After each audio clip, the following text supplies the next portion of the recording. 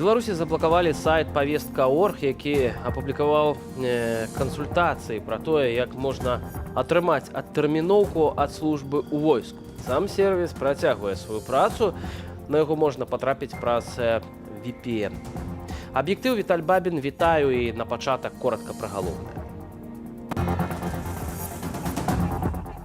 Рабаваў дальнабойнікаў. КДБ затрымаў міліцыянта, які зарганізаваў банду налётчыкаў. Стирается вот эта грань. И ты можешь перегибать палку везде, потому что тебе-то разрешали это делать, например, только с протестующими. Ну какая разница? Неабвешчаны візіт. Навошта Путін прыляцеў у Менск? Это супрацоўніцтва ў ваенны час, то бок хутчэй за ўсё будзе абгаворвацца менавіта нейкае супрацоўніцтва з прадпрыемствамі. Небяспечная машкара на поўдні Беларусі. Як засцерагчыся і што рабіць, калі вас пакусалі? Есть охлаждающие растворы, очень стандартные, простые, которые должны быть в аптечке у каждого родителя. Это каламин или циндол. Банда гастралявала па краіне і абкрадала на трасах фуры, а верхаводзіў усім афіцэр міліцыі. Гісторыя як з 90-х гадоў мінулага стагоддзя, але, на жаль, гэта рэальнасць дня сённяшняга. Лукашэнкаўскія міліцыянты спрабуюць зняпраўдзіць удзел калегі ў злачынствах, але выглядае не вельмі пераканаўча. Падрабязней Александр Дегтяров. Удзень капітан міліцыі, а ўначы верхавод банды налётчыкаў. Медыі паведамляюць, што камітэт дзяржаўнай бяспекі затрымаў афіцэра крымінальнага вышуку докшыцкай міліцыі. Міхаіла Згірскага абвінавачваюць у кіраванні бандай злачынцаў, якая абкрадала фуры па ўсёй Беларусі. Днямі ў Міністэрства ўнутраных справаў паведамілі пра гэтую групоўку, але не згадваючы свайго калегу. При силовой поддержке ОМОНа с поличным задержана группа лиц, которые подозреваются в кражах из больших грузов на стоянках вдоль трассы Брест-Гомель. Пра тое, што верхавод банды 27-гадовы аператыўнік з Віцебскай вобласці, следчыя даведаліся падчас допытаў злачынцаў. Паведамляе выданне «Наша Ніва». Капітан міліцыі зарганізаваў 5 жыхароў Воршы на абкраданне цяжкавікоў. Пакуль кіроўца спаў у кабіне, злачынцы ўзламвалі фуру, перагружалі тавары і з'язджалі. Выкрадзенае прадавалі ў Расіі ці пакідалі сабе. Калі ў 2020 годзе было сказано не да законаў, гэта было сказано ў дачыненні да апанентаў рэжыма, да праціўнікаў рэжыму, то відавочна, што вот тое, што называецца ўнутраны кантроль над дзеяннямі ўсіх сілавых органаў, ён істотна змяніўся, ён істотна аслабеў. Апошнія 4 гады ні МУС, ні КДБ амаль не паведамлялі пра падобныя выпадкі. Але да 2020-го пра іх было чуваць. Нават былы міністр Ігор Шуневіч прызнаваўся, што, цытата, «перамагчы пераваратняў у пагонах немагчыма». Яны бы першымі бы хацелі бы гэта дакласці і прэсе, і правялі б нейкую прэс-канферэнцыю. Вот так до 2020 года гэта выглядала. Што зараз, натуральна, пакуль гэта не выльецца праз кіберпартызанаў ці незалежную прэсу, самі сілавыя структуры пра такія выпадкі не хочуць, не могуць проста распавядаць. Паводле нашай Нівы, іншыя працаўнікі крымінальнага вышуку докшыцкага РАУС часова адхіленыя ад службы. Іх правяраюць на датычнасць да злачынстваў. Прызначылі і новае кіраўніцтва раённага аддзелу ўнутраных справаў. Это просто кошмар для тех, кто служит сейчас в том РОВД, потому что там будут невероятные чистки. Они дойдут и до руководства УВД. Практически то же самое пройдет по всем уголовным, то есть отделам уголовного розыска по всей республике.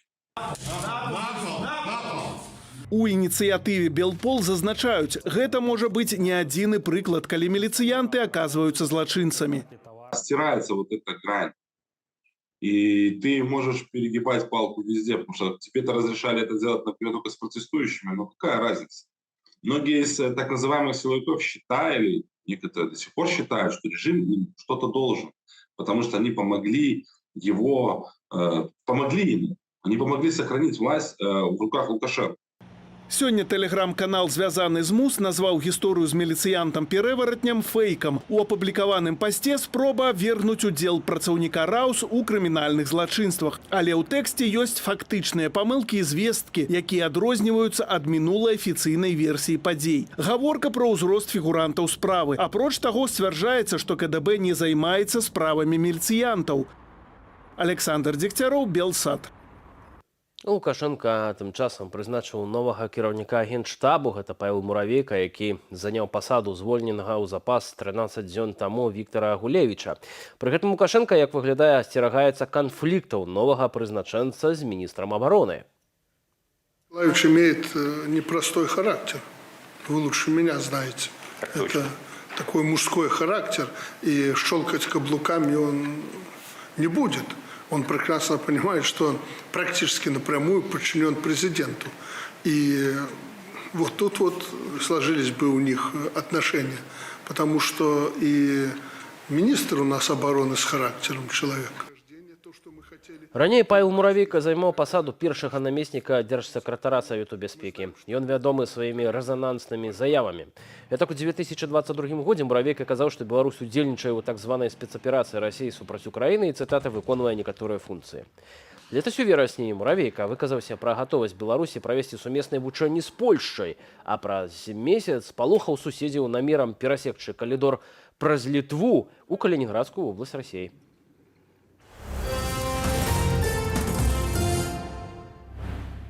А ў Менск прыляцеў кіраўнік карпорацыі «Росатом» Алексей Лихачоў. Пра гэта напісаў тэлеграм-канал «Матолька Памагі». Раней стала вядома пра раптоўны візіт Владзіміра Пуціна ў Беларусі. Адбываецца гэта падчас анансаванага ўдзелу беларускага войска ў расійскіх вайсковых вучэннях з тактычнай ядравай зброі.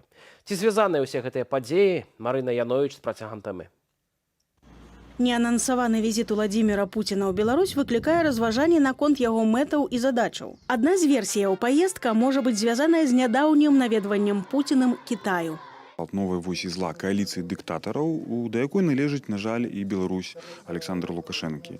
Галоўны ў ёй таварыш Сі, ягоны намеснік гэта, канешне, Пуцін, да гэтага яшчэ ёсць Іран, Паўночная Карэя і Беларусь. Дык вось, я думаю, што Пуцін прывёз важную інфармацыю з Кітая, якая тычыцца і Беларусі. Это звязана з вайной. У абвешчанай праграме заўтрашніх перамоваў у Менску дзяжурныя фармулёўкі, мацаванне бяспекі, перспектывы ўсяго комплексу беларуска-расійскіх стасункаў ды іншыя. На думку паліталагіні Аліны Харысавай, іншую падставаю для тэрміновага наведвання Беларусі можа стаць моцная нястача на расійскім фронце. Гэта ўсё ж такі супрацоўніцтва, ваеннае супрацоўніцтва, і нават калі няма гэтага прамога ваеннага супрацоўніцтва там са зброяй і так далей, усё ж такі гэта супрацоўніцтва ў ваенны час, то бок хутчэй за ўсё будзе абгаворвацца менавіта нейкае супрацоўніцтва з прадпрыемствамі, пастаўка розных там тэкстільных рэчаў з Беларусі. Да таго ж Пуцін выбраўся да Лукашэнкі незадоўга да анансаванага далучэння беларускага войска да расійскіх вучэнняў з ядравай зброяй. Пра такую супрацу абодва ўзгадвалі ў Маскве 9 траўня. Мы в этот раз предложили нашим друзьям, союзникам, да и президент Беларуси об этом просил, принять участие в одном из этапов этого учения. На втором этапе белорусские коллеги подключатся к нашим совместным действиям. Першы этап так званых ядравых вучэнняў адбываецца ў Расіі акурат цяпер. Гэта можа стаць тэмаю абмеркавання ў Менску. Ці варта чакаць правакацыяў, звязаных з ядравымі боепрыпасамі? Сергей Пеляса мяркуе, што не. Тактычная ядравая зброя не толькі ў расейцаў, не толькі ў амерыканцаў, але і ў французаў. І ў Францыі ёсць таксама стратэгічная ядравая зброя. Пра гэта варта памятаць. Аднак правакацыямі можна палічыць будзе нейкія заявы. Пуцін рэдкі госць у Беларусі. Апошні раз ён быў у нашай краіне летась у лістападзе. Браў удзел у паседжанні Савету калектыўнай бяспекі АДКБ. А асабіста да Лукашэнкі прылятаў толькі ў снежні 2022-го. Тады яны ўзгаднялі цэны на энерганосьбіты. І ўжо мімаволі з'яўляецца думка, чым цяперашняя ўвага можа пагражаць Беларусі. Рашэнне аб нейкай анексіі, інтэграцыі, яшчэ нечым, яно будзе прыпісано да нейкага вельмі важнага моманту ў гісторыі Расіі, Беларусі, то бок звычайна такія рашэнні прымаюцца перад нейкімі выбарамі, каб проста падняць узровень даверу. Паводле палітычнага аглядальніка Александра Фрыдмана, афіцыйны візіт Владзіміра Пуціна ў Беларусь рыхтавалі, але не анансавалі. Імаверна, той баяўся выкрываць да пары планавы пералёт побач з межамі краінаў Еўразвязу ды НАТО. Марына Яновіч, Белсат. Тым часам расійскія медыі паведамляюць пра затрыманне чарговага высокапастаўленага вайскоўца. Гаворка пра Владимира Версалецкага, начальніка ўправлення дэпартамента па забеспячэнні оборонной замовы Министерства обороны России. Ранее стало вядома про затрыманне наместника начальника генерального штаба, генерал-лейтенанта Вадима Шамарына. Вайскоўцу пагражае до 15 гадоў пазбаўлення волі. Пра чысткі ў найвышэйшых эшалонах расійскай улады і іншыя падзеі ў свеце распавядзе Руслан Ігнатович. Вайсковага чыноўніка арыштавалі. Генерал-лейтенант Вадим Шамарын – фігурант крымінальнай справы аб хабары у асабліва буйным памеры. У яго ў дома прайшоў ператрус. Я думаю, что это прежде всего связано с разгоном команды Шойгу. Собственно, Шойгу сняли с министра обороны. Естественно, он воровал огромными миллионами, так скажем, и его товарищи тоже в этом всем участвовали. Понятно, что это общая система, но пришел новый министр, у него будет, видимо, своя команда, поэтому всех этих заместителей, которые в каком-то смысле были бесполезны, просто занимали места, также убирают. Пасля ператрусу Шамарына доставили на допыт уголовное вайсковое следчае управление Следчага комитету России. В некотором смысле данная чистка, она еще и предназначена для того, чтобы оправдать провалы так называемой СВО. Третий год продолжается СВО, цели которой до конца не ясны даже самим россиянам и организаторам данной авантюры. И следует как-то объяснить, а почему Киев за 3 дня не получился? Почему то заходит в Харьковскую область, то выходит. Гэта ўжо 4-й арыштаваны ў Расіі высокапастаўлены вайсковы чыноўнік за месяц. 23 красавіка затрымалі наместніка міністра обороны Расіі Тимура Иванова. 14 траўня начальніка галоўнага ўправлення кадраў Мінабароны Юрыя Кузняцова. А 17 траўня экс-камандуючага 58-й арміі паўднёвай вайсковай акругі Івана Попова. Тым часам акупацыйныя войскі Расіі чарговы раз нанеслі ўдары па Харкаве і Дергачах ракетамі С-300, С-400 і кіраванымі авіябомбамі. Цэллю зноў была цывільная інфраструктура. На час рыхтавання матэрыялу вядома пра 7 забітых цывільных асобаў. Старшыня камітэту палаты прадстаўнікоў ЗША ў замежных справах Майк Маккол разам з іншымі кангрэсменамі спрабуе пераканаць адміністрацыю Джо Байдена дазволіць Украіне выкарыстоўваць амерыканскую зброю для нанясення ўдараў па вайсковых аб'ектах на тэрыторыі Расіі. Маккол тлумачыць, што ў адваротным выпадку збройныя сілы Украіны не змогуць перамагчы. Предоставление Украине возможности использовать западное вооружение и средства поражения по территории Российской Федерации в значительной степени улучшит наше положение.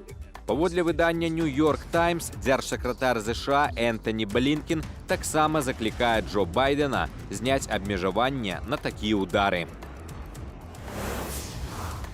15 вайсковых караблёў, 16 суднаў берагавой аховы і 33 самалёты. Кітай пачаў вайсковае вучэнне вакол Тайваню. Манеўры пачаліся амаль адразу пасля інагурацыі абранага сёлета прэзідэнта. Тайвань у адказ прывёў войскі і супрацьпаветраную абарону ў баявую гатовасць. Паводле крыніцы кітайскага выдання Global Press у Мінабароны гэтай краіны напад на Тайвань можа адбыцца ў пачатку чэрвеня. Руслан Ігнатович, Белсат.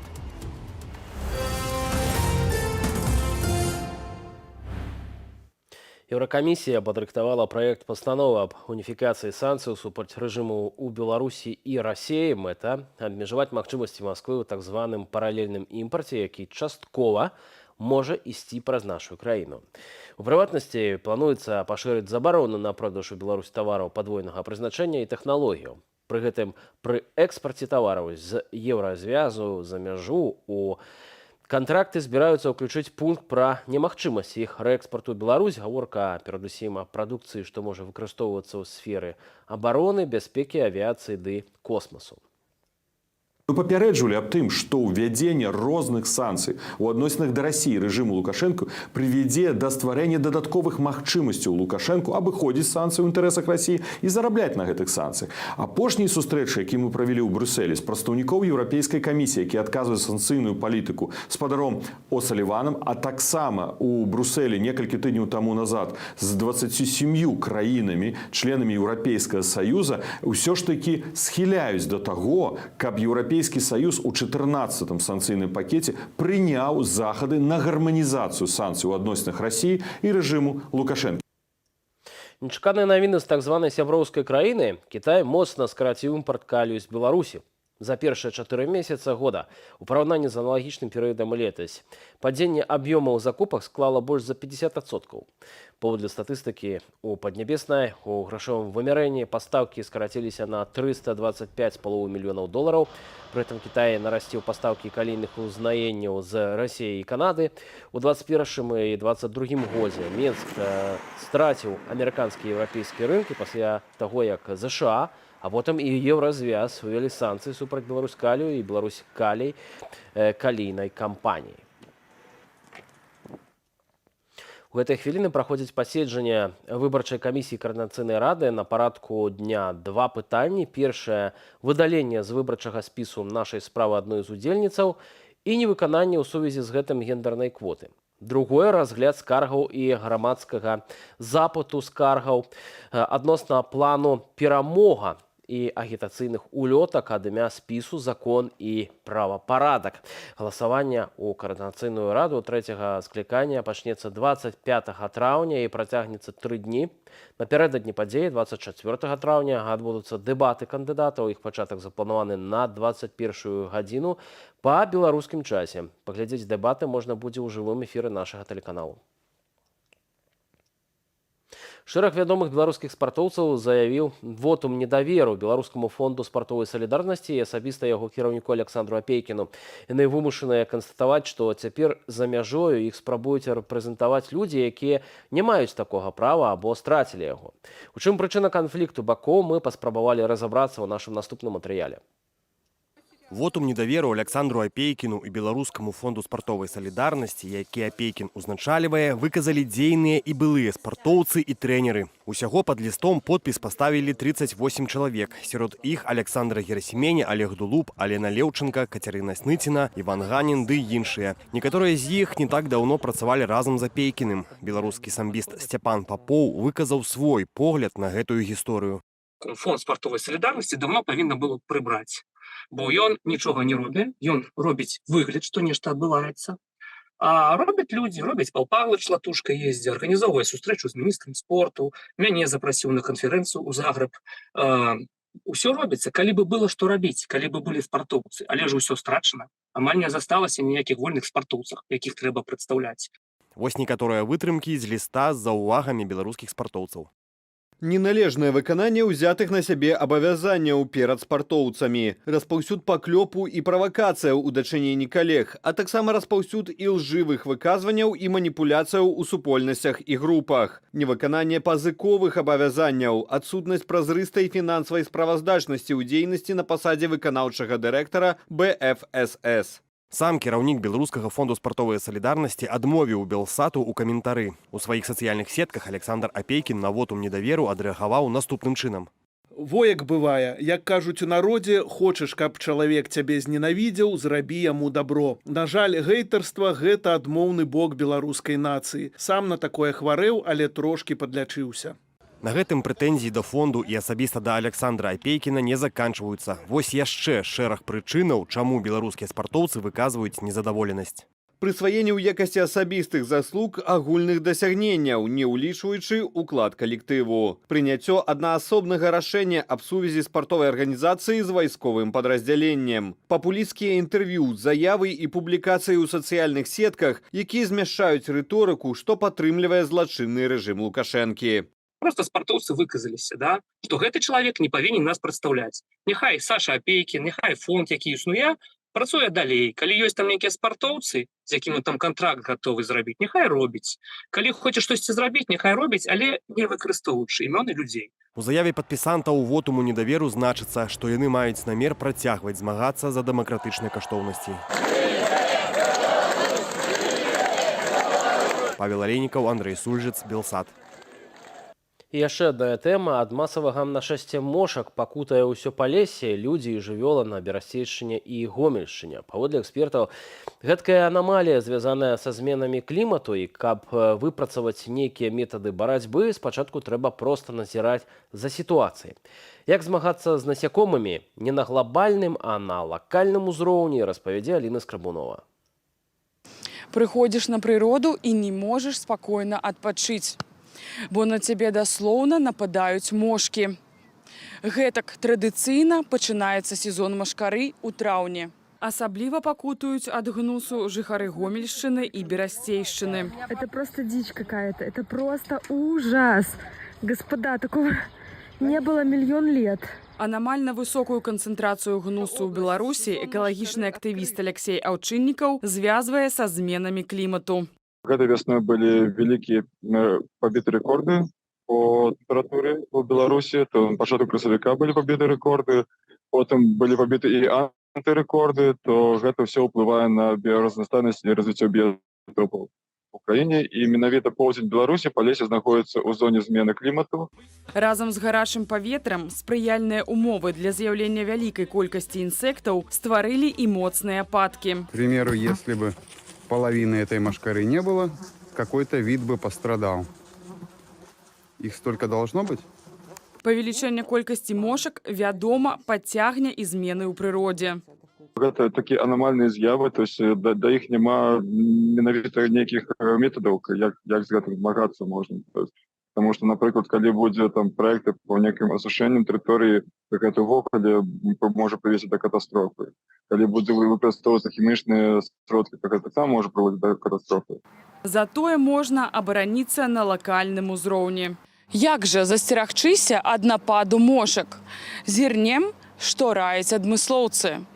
Пазбягайце наведвання месцаў найбольшай актыўнасцю гнусу, вадаёмаў. Насіце вопратку, якая максімальна закрывае цела. Карыстайцеся рэпелентамі супраць машкары. Стаўце сеткі на вокны. Шукайце народныя рэцэпты сродкаў з моцным пахам. Калі інсекты вас усё ж таки пакусалі, не ўсё яшчэ згублена. Этот гнус не то чтобы супер ядовитый, мы боимся двух вещей. Аллергической реакции, которую предугадать невозможно, которая зависит от организма человека. И степень ее выраженности тоже зависит от организма человека. Мошки тут ни при чем. Да? Это не их укус провоцирует болезнь, а организм. И второе, чего мы боимся, расчесов и занесения инфекции в кожу.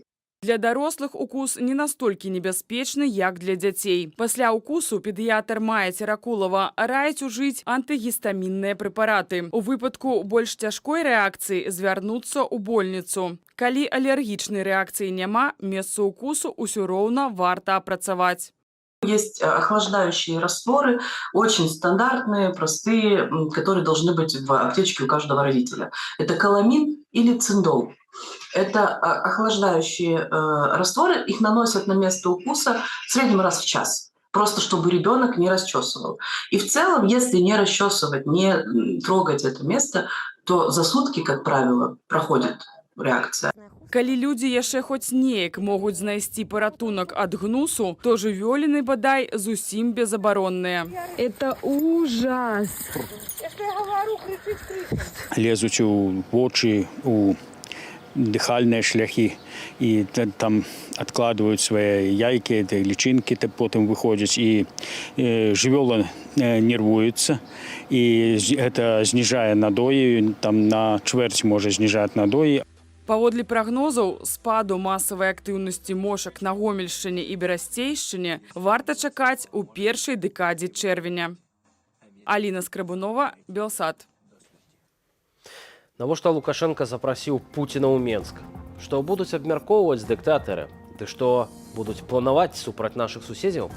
Абмяркуем разам з палітыкам Павлам Латушкам, які завітае ў нашу студыю Белсат неўзабаве, а за аб'ектыў дзякую. Да сустрэчы праз імгненне. Працягніце інфармацыйны вечар на Белсаце са студыяй Белсат. Аператыўныя каментары, аналітыка і самыя цікавыя госці. Калі вы глядзіце Белсат на платформе YouTube, адразу пасля аб'ектыву пераходзьце на нашу сталую спасылку «Жывы эфір». Дзеля гэтага на канале Белсат Ньюс адкрыйце ўкладку «Ужывую» або ўпішыце ў пошуку «Белсат Жывы эфір» і працягвайце атрымліваць апошнюю інфармацыю пра падзеі ў Беларусі і за яе межамі. Чакаем вас у студыі Белсат.